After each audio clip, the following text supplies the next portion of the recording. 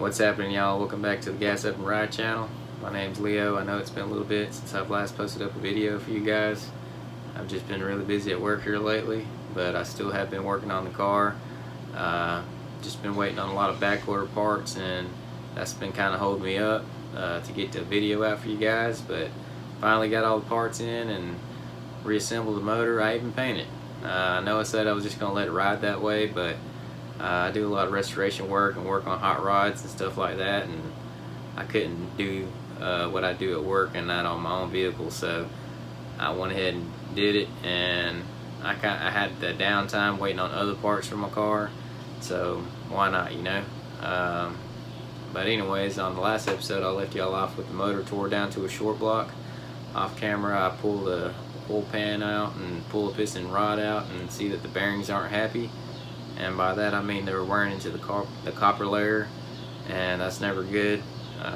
Nitrous motor, so they just rough on bearings, but I wasn't expecting it to be this far gone. And now I decided to just go ahead and refreshen the whole motor up, put new bearings, rings, and reassemble the motor to my specifications, and it gives me more peace of mind now. So now when I go to throw some boost at it, I can go a little harder on the motor, knowing that it's, you know, going to take it. But anyways, I'll throw some pictures up for you guys and videos of me and my kids disassembling the motor and getting it ready for prepping and stuff like that. So y'all enjoy, and I'll catch back up with y'all.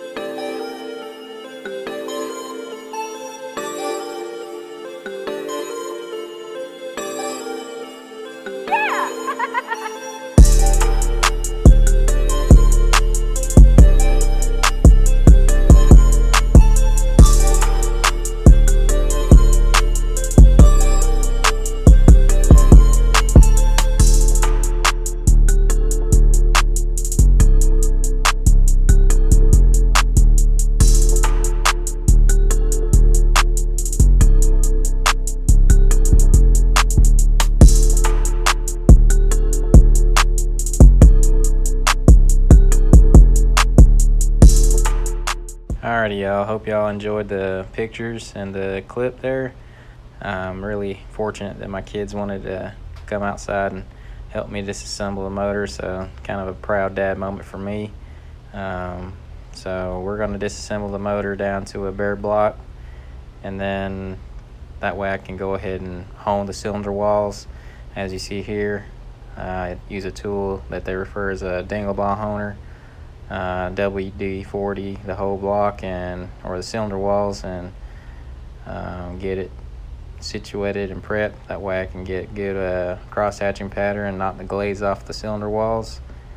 But once I do that, I clean it up with hot soapy water, and then it's ready for assembly. So I'll catch back up with y'all here in a minute, and y'all enjoy.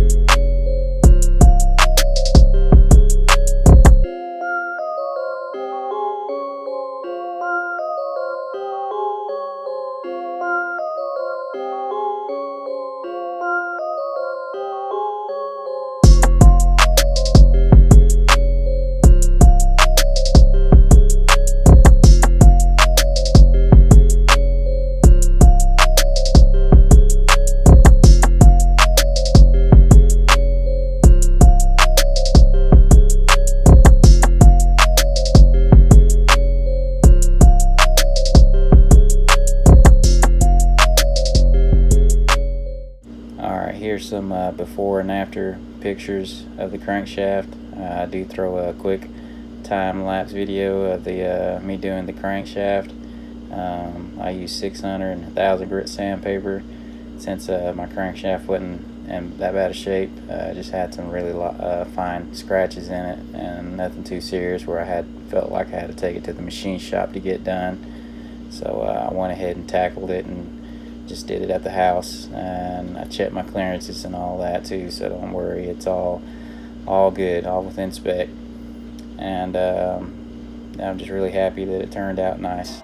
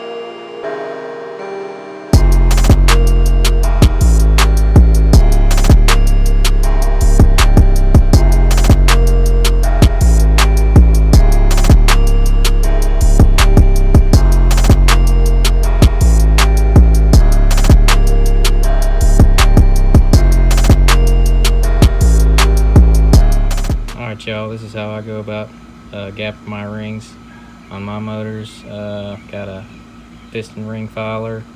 Got my Milwaukee electric drill hooked up to it just to speed things up. But if you're a first time user, I definitely recommend hand cranking and doing it that way, just to take a less chance of damaging or going too far on the ring.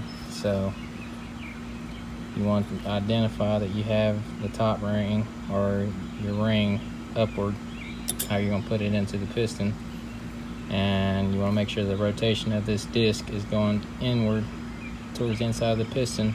That way it leaves a burr going inward, not outward, if you had went the other way.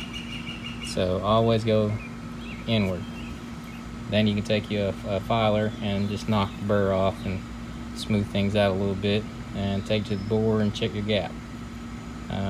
On this motor, I'm going to do 28 and 30, so I'm 28 on the top ring, 30 on the 30 thousandths on the bottom, 28 thousandths on the top, for those that want to be super technical.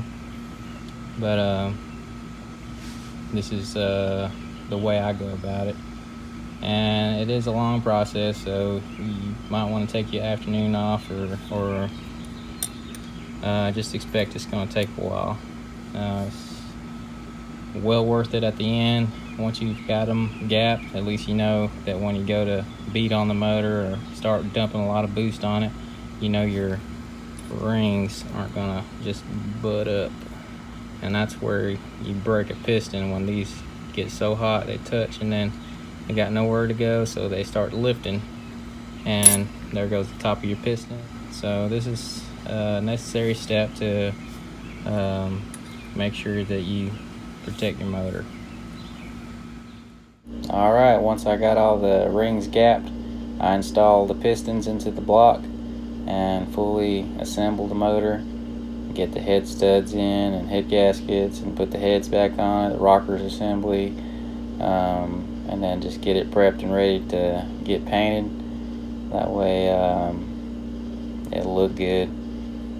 And that's going to be it for this episode, y'all. So I hope y'all enjoyed. If you did, consider leaving a like and subscribing and hitting that bell notification to stay updated on the latest episodes.